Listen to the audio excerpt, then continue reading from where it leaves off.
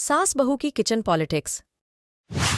सुगंधा और उसकी सास कांता के बीच एक अजीब सी जंग रहती थी।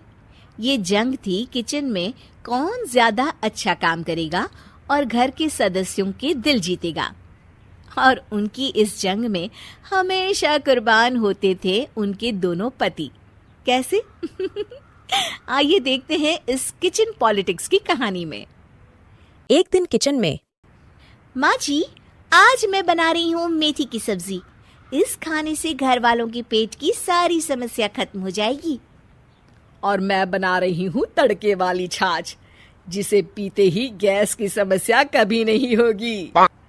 दोनों अपने अपने खाने को लेकर टेबल पर पहुंच जाती है। तभी सुगंधा के ससुर उसकी बनाई सब्जी की तारीफ करते हैं।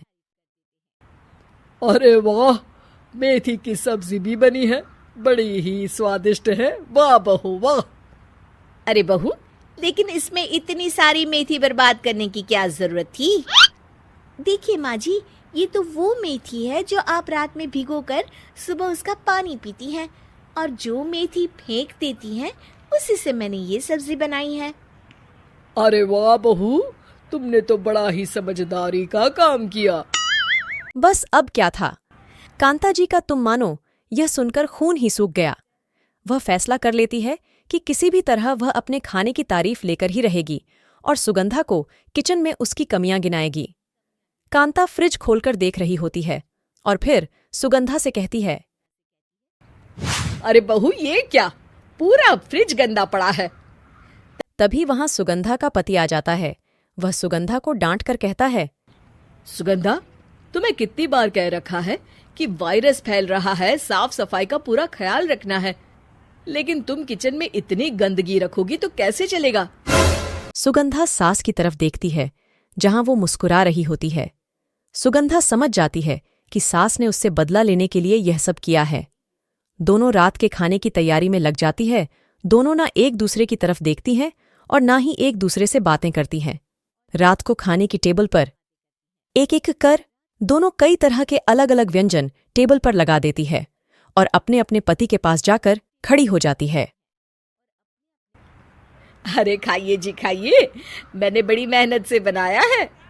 प्लेट में वह खाना डालती है। सुगंधा भी दोनों की प्लेट में खाना डालते हुए कहती है, बड़ी ही मेहनत लगी है इस खाने को बनाने में। हाँ, दोनों को ना चाहते हुए भी सारा खाना खाना पड़ता है। कहीं दही तो कहीं मलाई तो कहीं मसाला, और इन सब के बाद दोनों बड़ी ही मुश्किल से अपने कमरे में सोने जाते हैं। लेकिन अगली सुबह सुगंधा का पति चिल्ला रहा होता है,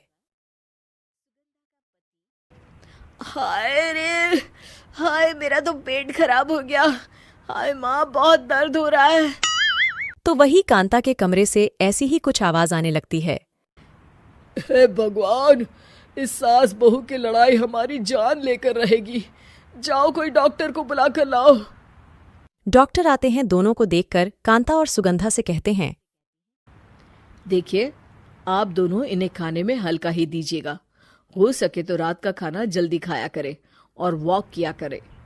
इतना कहकर डॉक्टर वहां से चले जाते हैं। जिसके बाद एक बार फिर से दोनों बहुएं किचन में जाती हैं और खाना बनाने में लग जाती है। रात में खाने के टेबल पर दोनों एक बार फिर से खाना लगाने लगती है। पापा जी, मैंने ये पतली मूंग की दाल की खिचड़ी के साथ ये पापड़ और पुदीने की चटनी भी बनाई है। अरे बहू, अभी अभी बेचारे पेट की बीमारी से गुजरे हैं। इतना भारी खाना तो डॉक्टर ने भी मना किया है ना। देखिए, मैंने आप दोनों के लिए सूप बनाया है। और दोनों उन लोगों की प्लेट में खाना डालने लगती है। तभी दोनों एक साथ बोल पड़ते हैं, बस करो, हमें माफ करो। हमें नहीं खाना इस घर में, ना खिचड़ी और ना ही सूप। हम इंसान हैं, एक वक्त में एक ही खाना खा सकते हैं। बस करो, हमें माफ करो।